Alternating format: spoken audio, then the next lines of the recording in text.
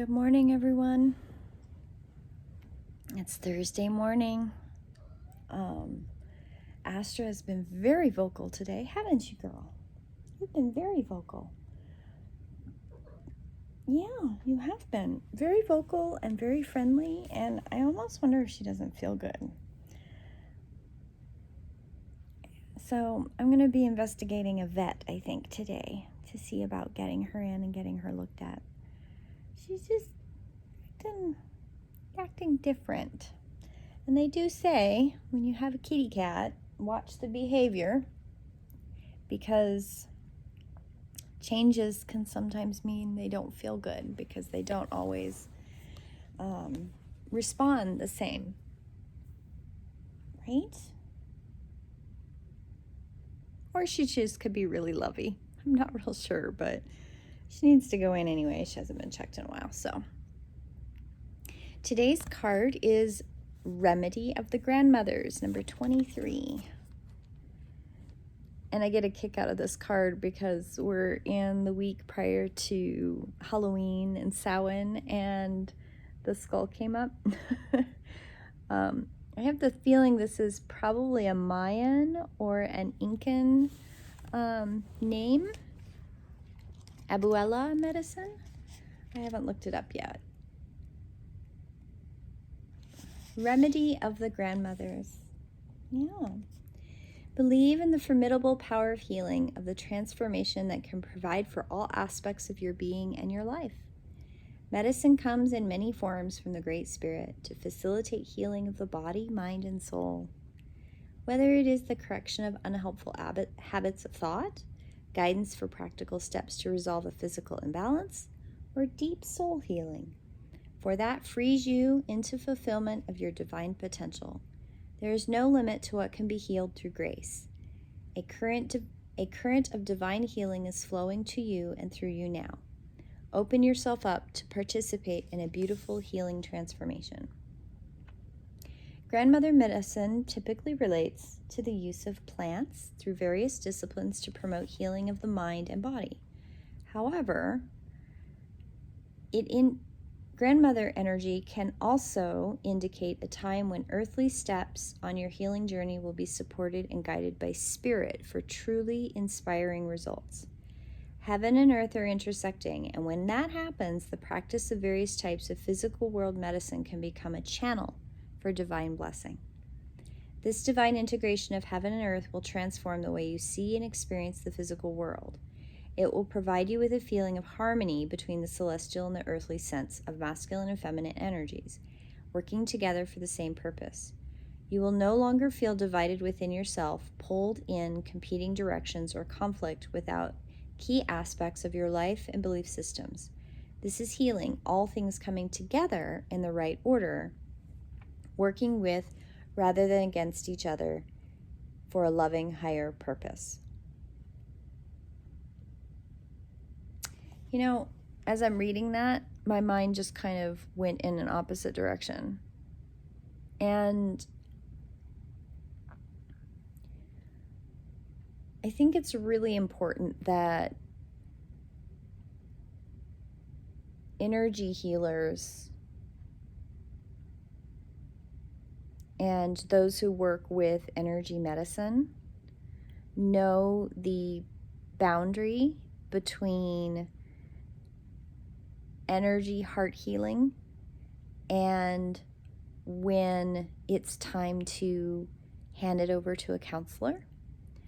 And there's a lot of energy, emotional healing type techniques that you can do, but then you also have to allow the person to self-heal. And sometimes that requires going to a counselor and working through those emotional layers.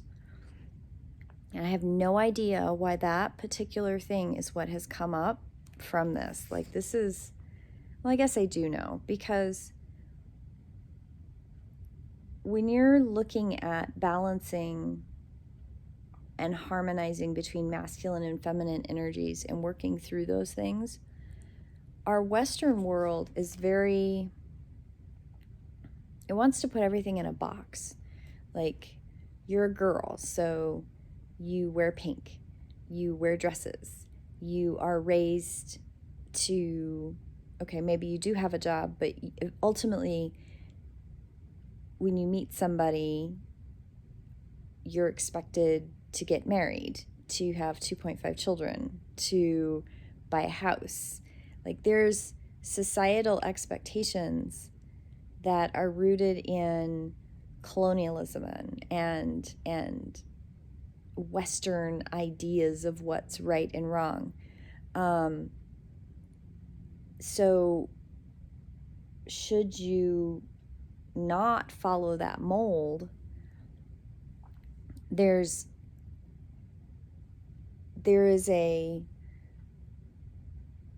not only the internal growth of recognizing where your path is, where your blueprint is, what does that actually mean for you, and then reconciling that societal expectation with how you actually live your life and what brings you bliss. And sometimes you need a little bit of help to get there. You need a little bit of help from a counselor or from somebody who understands the mental health side of things, as well as the spiritual and physical balance between those two things. I'm of the opinion that counselors need to be spiritual healers too. I'm of the opinion that good counseling is an integration between body, mind, and spirit. And a good counselor understands energy medicine, and a good counselor understands that mental health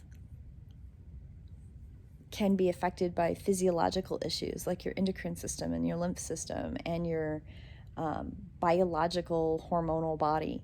That's my opinion. So when people come to see me and I do downloads and then I do follow-ups, one of the big things that I recommend for many of my clients is to make sure that they have a good counselor on board so that they can get mental health support and emotional support for the journey. Because I think it's really, really important. And I'm reading this and my mind, like, I read half of that paragraph and my mind was thinking about this other thing. And I'm reading again, heaven and earth are intersecting, and when that happens, the practice of various types of physical world medicine can become a channel for divine blessing.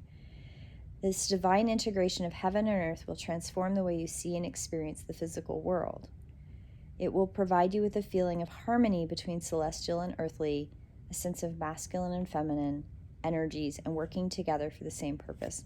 I've got a friend, and she does shamanistic journey work, and she talks about the archetypes. And I think that for so many people, that archetypal shamanistic journey work is vitally important for growth and balance and moving forward in their lives. And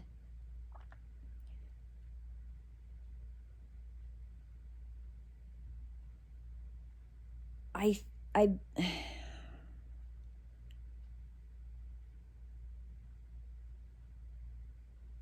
So the next little thing says, the commencement of the healing journey, whether you are the healer or the patient, demands a period of purification, a cleansing that will support the release of toxins in the body, mind, and soul, so that a true vitality, well-being, and divine beauty can manifest unimpeded. The basis of all true healing is a shift of consciousness so powerful that it alters not only the mind, but eventually the soul and physiology as well. If one attempts to shift consciousness without adequate preparation, the process can be destabilizing, generating unnecessary disorder and confusion. Even if it is a temporary heightened sense of awareness first, without adequate preparation, the experience cannot be integrated. Wow. Years ago, I taught classes in basic rituals. And I had students that would get frustrated with me. I want to do more advanced stuff. And I'm like, but you're not doing the basic stuff. Basic stuff, drinking charged water, putting good food in your body, learning how to fast properly, learning how to create sacred space within your physical temple honestly, with integrity, with genuine intent and purpose.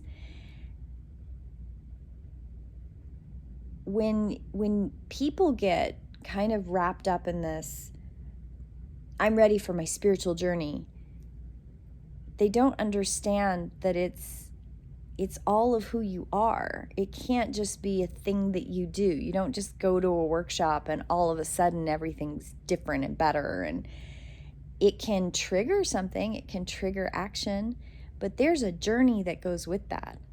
How do you cleanse your space? How do you cleanse your body? How do you prepare for the journey? Yes, accepting that you are a spiritual being in a physical manifestation, step one, right? Step two, acknowledging that you have a blueprint, that you have a journey to even take, that you are gifted, that you can communicate with your guides. Okay, what's next? I get that question a lot. Like, what's next? I feel like I'm just on the edge of something. Well, the next step is to prepare.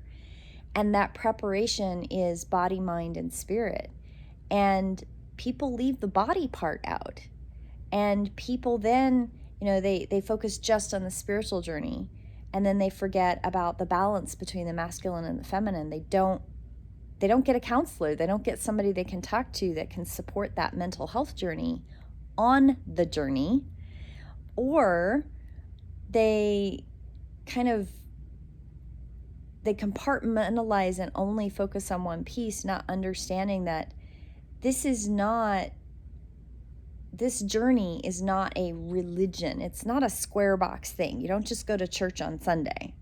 Spiritual awakening and awakening, integrating awareness and creating community in this way is a lifestyle. It's a choice. And that choice is available to everyone. And you can choose to only go so far and be okay with that in your journey. You can get to a certain point and go, you know what? I'm just really comfortable here. I don't feel like I need to do X, Y, and Z. And that's okay. But understand that it's integrative. It's in everything. It's in body, mind, and soul.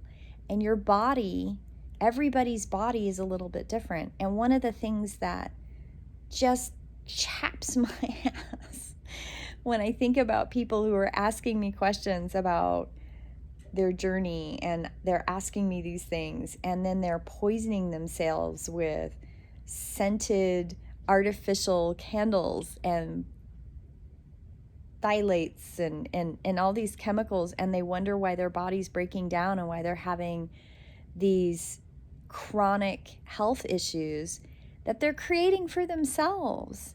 And it makes me so sad that when they ask me, like, what should I do? And I say, cut out scented things, eat real food.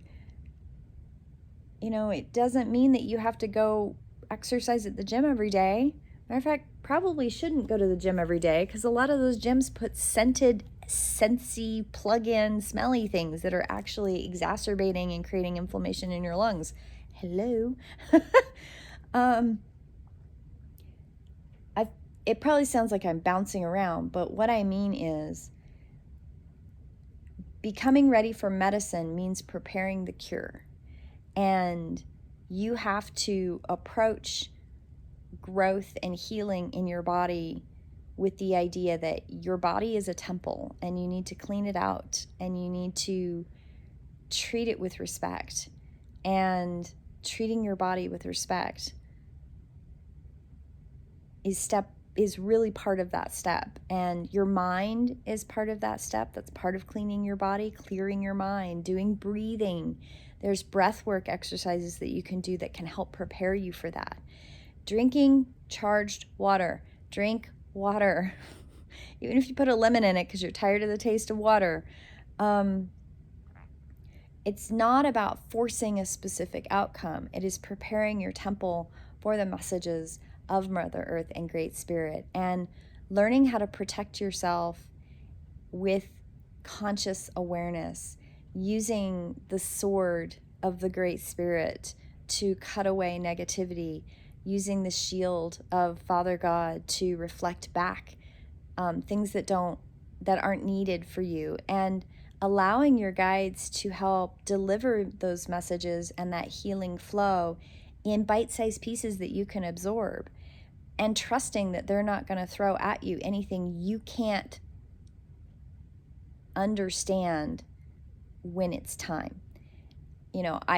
A long time ago, I got to the place where people would say, I don't want you to hold back. I want you to tell me everything. No, you don't want me to tell you everything. I'm going to tell you what your guides tell me to tell you, because you think you're ready and you may not be ready. And sometimes, I had a reading yesterday that was really, really hard, and